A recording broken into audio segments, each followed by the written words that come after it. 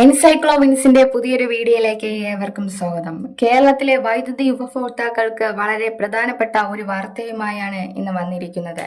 വരും ദിവസങ്ങളിൽ സംസ്ഥാനത്തെ 4 പ്രധാന ജില്ലകളിൽ കടുത്ത വൈദ്യുതി നിയന്ത്രണം ഏർപ്പെടുത്താൻ സാധ്യതയുണ്ടെന്ന് ഔദ്യോഗിക അറിയിപ്പ് വന്നിട്ടുണ്ട്. അടുത്ത 7 ദിവസത്തേക്ക് ഭാഗികമായി കറണ്ട് പോകുന്ന അവസ്ഥ ഈ പ്രദേശങ്ങളിൽ ഉണ്ടാകും.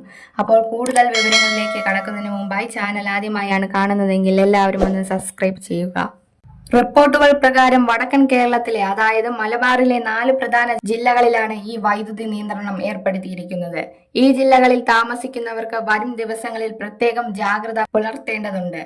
ആ 4 ജില്ലകൾ ഏതൊക്കെയാണെന്ന് നമുക്ക് വിശദമായി പരിശോധിക്കാം. കോഴിക്കോട്, വയനാട്, കണ്ണൂർ, കാസർഗോഡ് ഈ 4 ജില്ലകളിലെ വിവിധ നഗരങ്ങളിലും ഗ്രാമീണ മേഖലകളിലും അടുത്ത 7 ദിവസത്തേക്ക് ഭാഗികമായി വൈദ്യുതി തടസ്സപ്പെടാൻ സാധ്യതയുണ്ടെന്നാണ് ഔദ്യോഗിക അറിയിപ്പ്. പലർക്കും ഒരു സംശയമായിരിക്കും പെട്ടെന്ന് എന്തുകൊണ്ട് ഇങ്ങനെ ഒരു പവർ കട്ട് എന്ന്. KCB ലൈനുകളിലെ അടിയന്തരമായി തീർക്കേണ്ട അറ്റകുറ്റപ്പണികൾ, പഴയ പോസ്റ്റുകളും ലൈനുകളും മാറ്റി സ്ഥാപിക്കൽ, വരാനിരിക്കുന്ന കാലാവസ്ഥാ വ്യതിയാനങ്ങളെ നേരിടാൻ ലൈനുകൾക്ക് ചുറ്റുമുള്ള മരച്ചില്ലകൾ വെട്ടിമാറ്റൽ തുടങ്ങിയ നവീകരണ പ്രവർത്തനങ്ങളാണ് ഇപ്പോൾ നടന്നു വരുന്നത്. മുൻകൂട്ടിയുള്ള ഈ സുരക്ഷാ ജോലികൾ ഭാവിയിൽ വലിയ തകരാറുകൾ ഒഴിവാക്കാൻ സഹായിക്കും. ഇത് പരിപൂർണമായ പവർ കട്ടാണോ?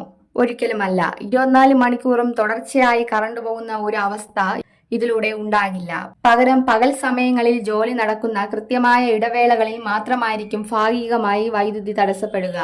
ഓരോ സെക്ഷൻ ഓഫീസുകളിലും കീഴിൽ വരുന്ന പ്രദേശങ്ങളിൽ വ്യത്യസ്ത സമയങ്ങളിലായിരിക്കും ഈ നിയന്ത്രണം ഏർപ്പെടുത്തുക.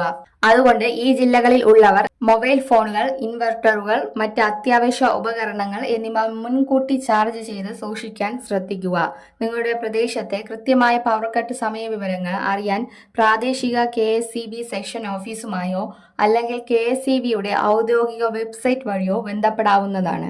ഈ സുപ്രധാന വിവരം നിങ്ങളുടെ സുഹൃത്തുക്കളിലേക്കും ബന്ധുക്കളിലേക്കും ദയവായി ഷെയർ ചെയ്യുക. പ്രത്യേകിച്ച് ഈ 4 ജില്ലകളിൽ ഉള്ളവർക്ക് ഇത് വളരെ ഉപകാരപ്പെടും.